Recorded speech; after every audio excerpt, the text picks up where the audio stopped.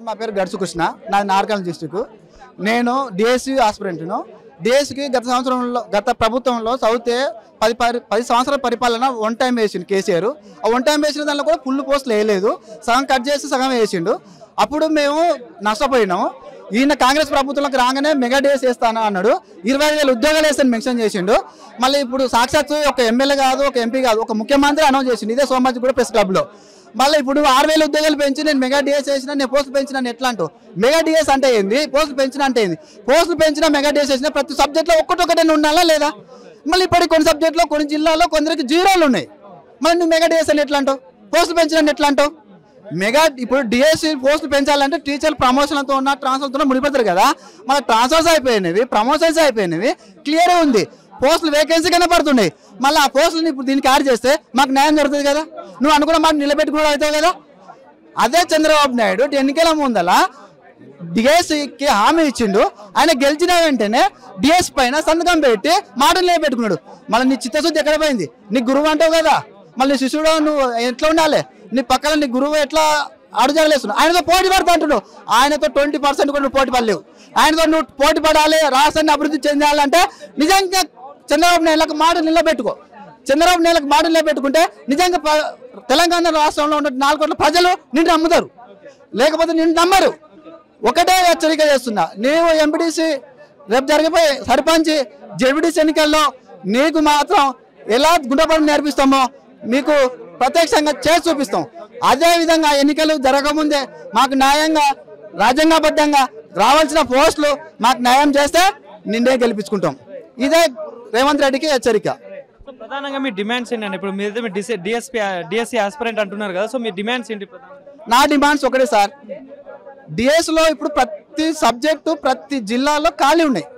అవన్నీ తక్షణం దీన్ని కలపాలి. తెలంగాణ కోసం ప్రాణాలు అర్పించి ప్రాణాలు పోగొట్టుకున్న వాళ్ళు మేము. 10 సంవత్సరాల బీఆర్ఎస్ ప్రభుత్వంలో నష్టపోయింది మేము. నువ్వు ఎన్నిక జనరేషన్కు ఖాళీలు ఏర్పడతాయి కదా, వాళ్ళకి ఏజ్ ఉంటుంది కదా. మళ్ళీ మేము ఏజ్ బార్ అయిపోతున్నాము, మాకు పోస్టులు యాడ్ చేస్తే మేము బాగుపడతాం. అది కావాలి. ప్రజలచే ఎన్నుకోబడిన ప్రతినిధులారా, ప్రజల ప్రాబ్లమ్స్ ఏంటో తెలుసుకోండి. ఫస్ట్ ప్రజల ప్రాబ్లమ్స్ తెలుసుకొని ప్రజలకు అనుకూలంగా మీరు పరిపాలన చేయండి. అప్పుడే మీరు ప్రజాప్రతినిధులు అనిపించుకుంటారు. చెప్పండి అన్న. నేను కూడా డిఎస్సి ఆస్పిరెంట్నే. నేను గ్రూప్ 2 కూడా ప్రిపేర్ అవుతున్నాను. గ్రూప్ 2 ఆస్పిరెంట్నే. ఇప్పుడు గ్రూప్ 2, గ్రూప్ 3 వాయిదా కావాలని వాళ్ళు పోరాటం చేసేది ఎంత వాస్తవమో, గ్రూప్ 2, గ్రూప్ 3 వాయిదా వేయాలని వాళ్ళు ప్రతిపాదన పెట్టుకునేది ఎంత వాస్తవమో డిఎస్సి పోస్ట్ పోన్ కావాలని మాట్లాడేది కూడా అంతే వాస్తవం. ఎందుకంటే హాస్టల్ వెల్ఫేర్ ఎగ్జామ్ అయిపోయి కనీసం 20 రోజులు కూడా కాలేదండి. 20 రోజులు కూడా వ్యవధి లేకుండానే మాకు డిఎస్సి ఎగ్జామ్ పెడుతున్నారు. టెట్ అయిపోయింది. టెట్ అయిపోయిన వెంటనే కనీసం 15 రోజులు గ్యాప్ లేకుండానే డిఎస్సి హాస్టల్ వెల్ఫేర్ ఉంది. హాస్టల్ వెల్ఫేర్ రాసి 24th నుండి 29th అయిపోయే లోపు 20 రోజుల గ్యాప్ లేకుండానే నాకు మళ్ళీ డిఎస్సి ఉంది. డిఎస్సి అయిపోయి డిఎస్సి రాయగా ఇప్పుడు మేము డిఎస్సి ప్రిపేర్ అయ్యే వాళ్ళం అందరం ఉన్నాం రకరకాల రోజులలో.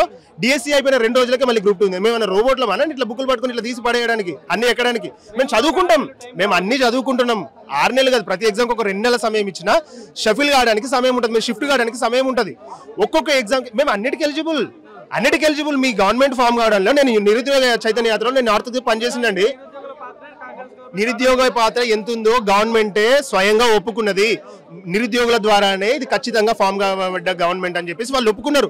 అందులో నేను పర్సనల్ గా ముఖ్య పాత్ర పోషించాను. నేను కూడా ప్రతి ఇండివిజువల్ పోషించుంటే నేను కూడా పోషించానని చెప్పుకుతున్నాను. నేను గట్టిగా నిరుద్యోగ యాత్ర చేసిన వ్యక్తులు నేను ఒకరిని.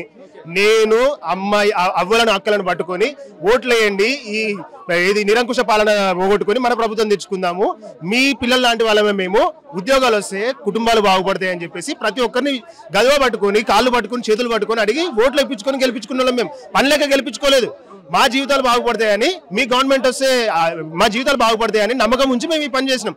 తీరా గవర్నమెంట్ వచ్చినాక ఏం చేస్తుంది? ఎగ్జామ్ డేట్లు ఇవ్వట్లేదు, నోటిఫికేషన్లు ఇవ్వట్లేదు అంటలేము. ఉన్న వాటిని వాళ్ళు ఏదో కండక్ట్ చేశాను. ఆ కండక్ట్ చేసేది ప్రాపర్గా కండక్ట్ చేయండి, మమ్మల్ని దృష్టిలో పెట్టుకొని కండక్ట్ చేయండి, మేము అన్నిటికీ ఎలిజిబుల్. సమయం లేకుండా 10 రోజులు 15 రోజుల వ్యవధి ఇచ్చి చేయడం వల్ల మాకు చాలా తీవ్రమైన నష్టం జరుగుతుంది. మా బాధను అర్థం చేసుకోమని చెప్పేసి ఎన్నోసార్లు మొత్తుకుంటున్నాం. ఇప్పుడు 20 రోజులు 15 రోజుల్లో చేయడానికి ఇది పాసిబుల్ కాదండి. డిఎస్సి మీరు మెగా డిఎస్సి చేస్తారా ఎరా కాదు, మీరు 6,000 కలిపినారు, మీరు మెగా డిఎస్సి చేస్తే చాలా మంచిది. మీకు రాబోయే స్థానిక ఎలక్షన్లలో దీని దెబ్బ ఖచ్చితంగా పడుతుంది.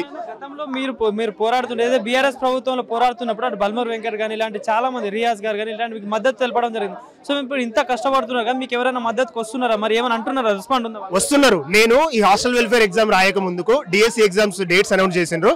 దానికి మధ్యలో hostel welfare exam dates announce చేసిండ్రు. ఈ మధ్యలో క్లాష్ వస్తుంది అని చెప్పేసి ఇప్పటికీ ఒక 10 మంది మీ లైబ్రరీ నుండి ప్రతిసారి ఒక 3-4 10 మంది వెళ్ళి ప్రతిసారి వినతి పత్రాలు ఇచ్చేది సార్కి కానీ రియాజ్ సార్కి కానీ, చాలా మంది బల్మూరు వెంకటనని కానీ పెద్దలను అందరూ కలిసిండ్రు. బుర్ర వెంకటేశం సార్ దగ్గర కూడా ఎన్నోసార్లు పోయి వినతి పత్రాలు ఇచ్చిండ్రు. మాకు క్లాష్ అవుతున్నాయి డేట్స్, మాకు ప్రిపేర్ కావడానికి సమయం ఇవ్వండి అని చెప్పేసి రిక్వెస్ట్ చేసినాం. దీన్ని కన్సిడర్ చేయకుండా మేము పట్టిందానికి 3 కాలానికి మేము పెట్టిందే తీర్పు అని చెప్పేసి వాళ్ళు డేట్లు ఫిక్స్ చేస్తే మేము ఎట్లా చదువుకోవాలండి? 2-3 రోజుల్లో జాబ్ క్యాలెండర్ రిలీజ్ చేస్తామని చేసి కూడా ప్రకటన చేస్తున్నారు. సో ఏం చెప్పండి? జాబ్ క్యాలెండర్ రిలీజ్ చేయడం అనేది సంతోషమైన విషయం. దీనికి నేను ఖచ్చితంగా సముఖంగానే ఉన్నా. జాబ్ క్యాలెండర్ రిలీజ్ చేయడం అనేది ఏంది, మళ్ళీ నెక్స్ట్ ప్రిపరేషన్ కోసం మేము జాబ్ నోటిఫికేషన్ చేస్తాం. నోటిఫికేషన్ డేట్స్ ఇస్తారు కానీ ఎగ్జామ్ డేట్స్ ఇవ్వరు. ఇంత ముందుకు పెట్టిన దాంట్లో కూడా ఎగ్జామ్ డేట్స్ ఇవ్వలేదు. Date of notification release date మాత్రమే ఇస్తారు. ఆ నోటిఫికేషన్లు ఇస్తే మళ్ళీ ఒక సంవత్సరం మీద ఉండి ఇంకా సంవత్సరంన్నర మా జీవితాన్ని వేస్ట్ చేసుకొని ఇక్కడనే ఉండడానికి మాకు ఓపిక లేదు. ఎగ్జిస్టింగ్ నోటిఫికేషన్స్ ని సక్రమంగా నిర్వహిస్తే, దాన్ని కండక్ట్ చేస్తే, మంచి సమయం ఇచ్చి కండక్ట్ చేస్తే మేము ఇందులోనే వెళ్ళిపోతాం. వచ్చేది దేవుడెరుగు. ఉన్న వాటిని మేము సక్రమంగా వినియోగించుకోవాలని చూస్తున్నాం. అంతే. Thank you.